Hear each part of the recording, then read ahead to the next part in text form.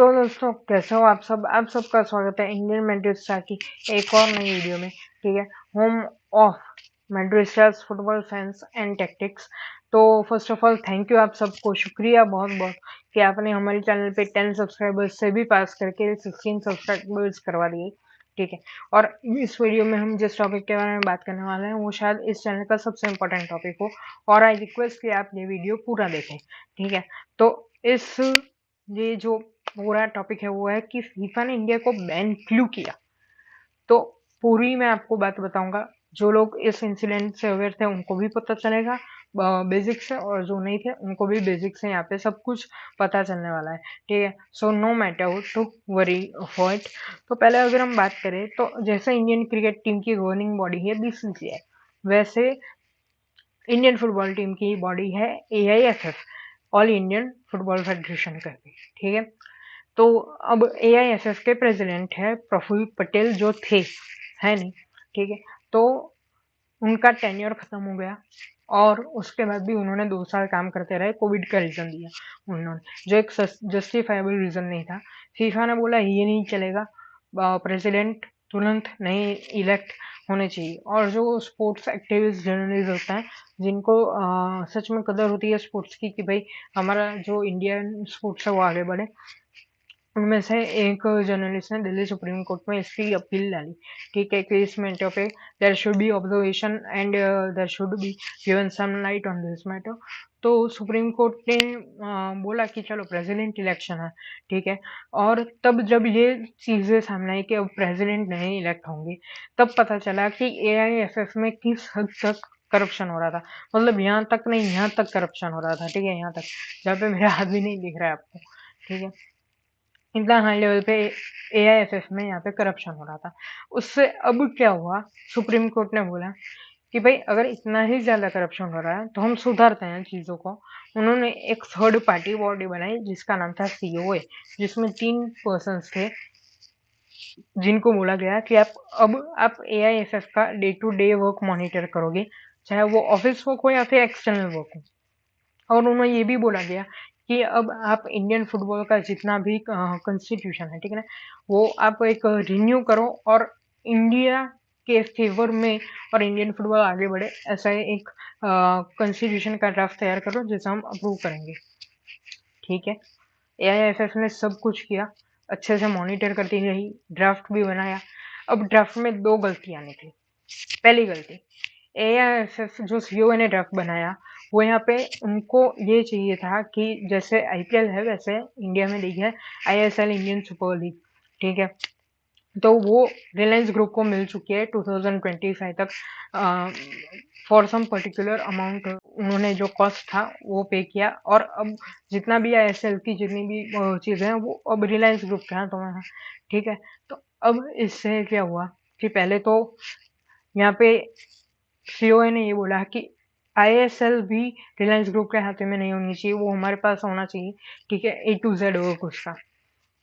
दूसरी चीज यहाँ पे एआईएफएफ ने ये बोली थी कि जो एक्स फुटबॉल प्लेयर्स थे इंडिया के हैं, ठीक है, उन्हें एज ए इंटरिम प्लेयर और कमिटी मेंबर इंट्रोड्यूस किया जाए, कि जितने भी डिसीजंस हों वो इंडियन फुटबॉल के वेलफेयर के लिए ही हो, जो सही बात है। ठीक है, उसमें कोई गलत चीज नहीं है। बट जो रिलायंस ग्रुप वाला था वो एक बहुत बड़ा इंटरफियरेशन था, और वहां पे रिलायंस ग्रुप ने बोला अगर यही रहा तो हम आप पे केस कर देंगे। ठीक है, सीओए और एआईएफ। तो यहाँ पे सुप्रीम कोर्ट ने को ये सब बातें जब पता चली, ठीक है, तो तब एक डेडलाइन दे दिया था फीफा ने 30 जुलाई तक, कि भाई अगर आपने 30 जुलाई तक एक नया प्रेसिडेंट नहीं चुना एआईएफएफ बोर्ड के लिए तो आप पे बैन लग जाएगा।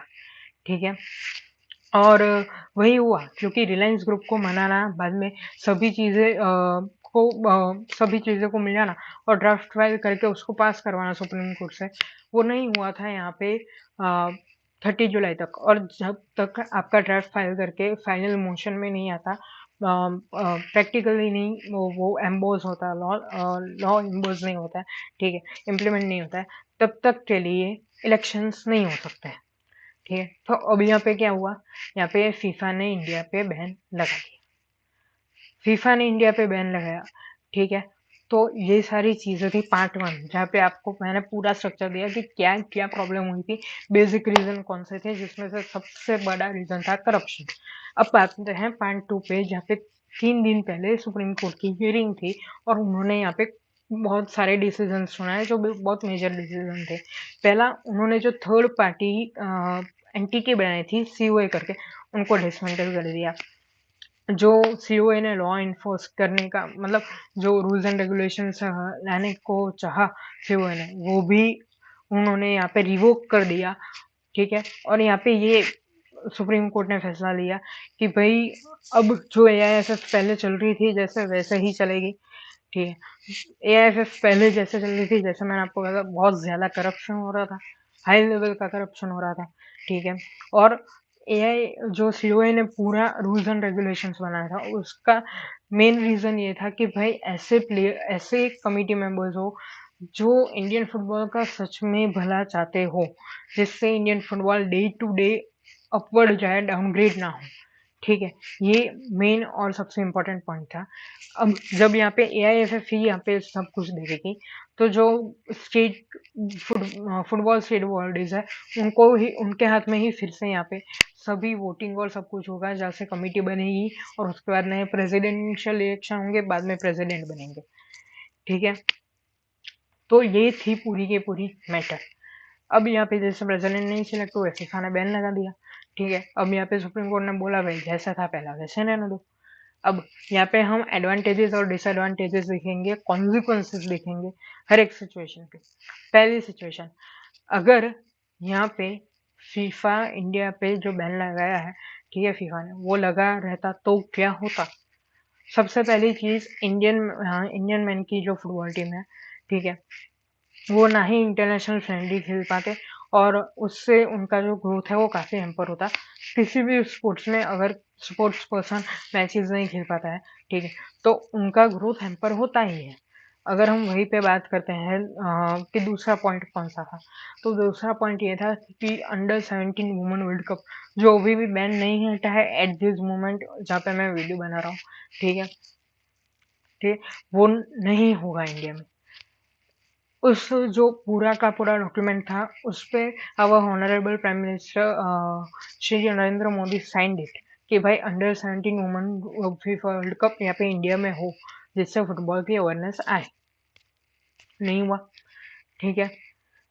और तीसरी जो सबसे बड़ी चीज होती वो थी कि हमारा वर्ल्ड कप में चांस बहुत ही ज्यादा एम्पर होता।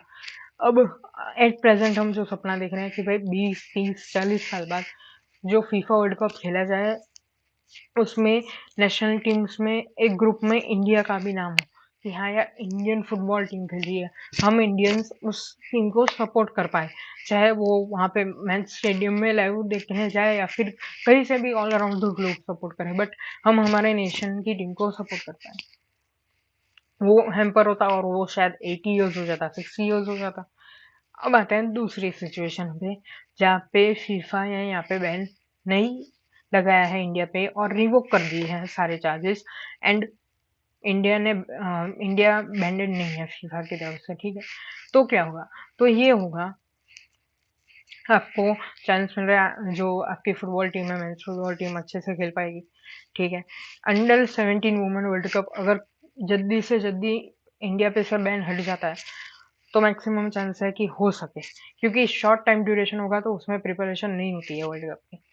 तीसरी, ये सबसे इम्पोर्टेंट चीज है, मतलब कि यार जो एक ग्लोबल इमेज है इंडिया की, ठीक है, वो हैम्पर नहीं होती उतनी ज्यादा। और डिसएडवांटेज यही है कि भाई एआईएफएफ जो एक इतनी करप्ट बॉडी थी वो ही फिर से आ गई है। तो यार ये थी आज की वीडियो, आई होप आपको वीडियो पसंद आई हो। मैं लाइक शेयर सब्सक्राइब कुछ नहीं मांग रहा हूँ, सिर्फ शेयर करो, लोगों में अवेयरनेस फैलाओ कि इतनी खराब सिचुएशन में अभी इंडियन फुटबॉल है, किसकी वजह से, सिर्फ और सिर्फ करप्शन की वजह से। फीफा की भी गलती नहीं है यहाँ पे। जब आपकी खुद की देश की बॉडी, देश आपके देश की बॉडी जो है वो फुटबॉल को संभाल रही है, वही इतनी करप्ट है, तो वो क्या करेंगे, ठीक है। शेयर करो सबसे ज्यादा वीडियो को, लोगों में अवेयरनेस आनी चाहिए, ठीक है। मिलते हैं नए वीडियो के साथ, तब तक के लिए इंडियन मेटलिस्ट साइनिंग ऑफ।